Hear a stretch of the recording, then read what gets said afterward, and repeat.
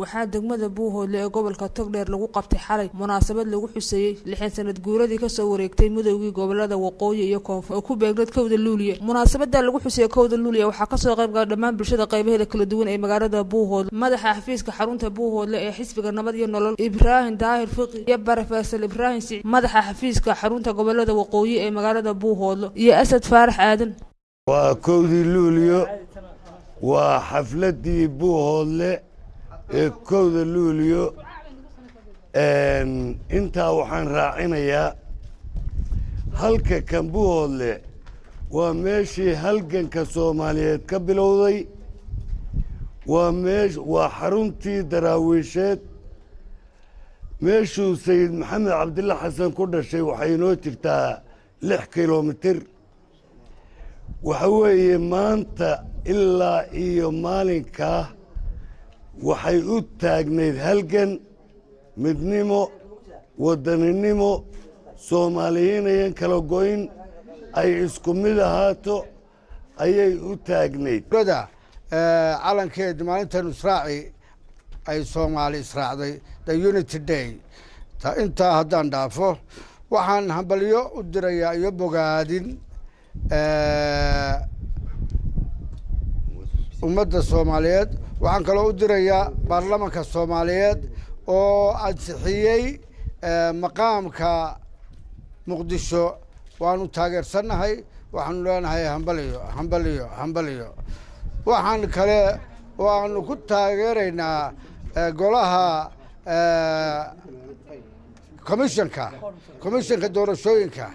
waxaanu ku taageeraynaa xalimayare madaxda u tahay iyo tiimka la shaqeeya xeerkii ay soo saareen oo ahaa doorashada oo ahaa qof iyo cod.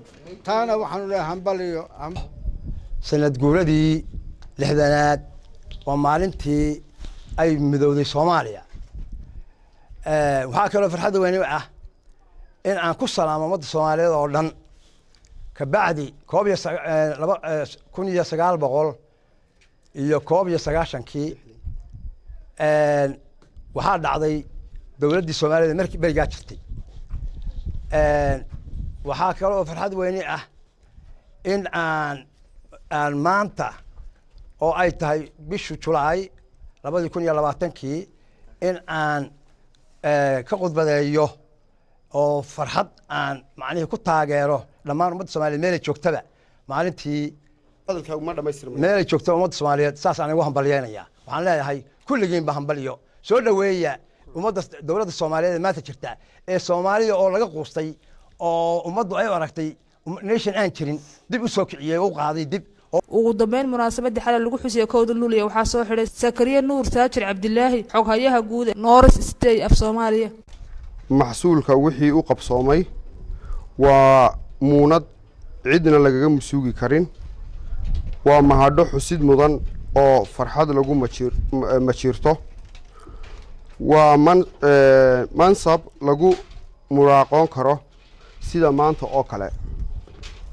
walaalayaal, kowda Luulyo waa maalin ka duwan maalmihiina soo dhaafay. waa maalin weyn oo taariikhi ah.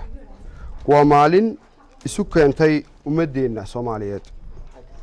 waana maalin qiyamka nolosha dadkeenna midnimo u aastay. waxaa loo baahan yahay Soomaalinimo, waxaa loo baahan yahay iskarabsi, waxaa loo baahan yahay isku duubni, waxaa loo baahan yahay midnimo.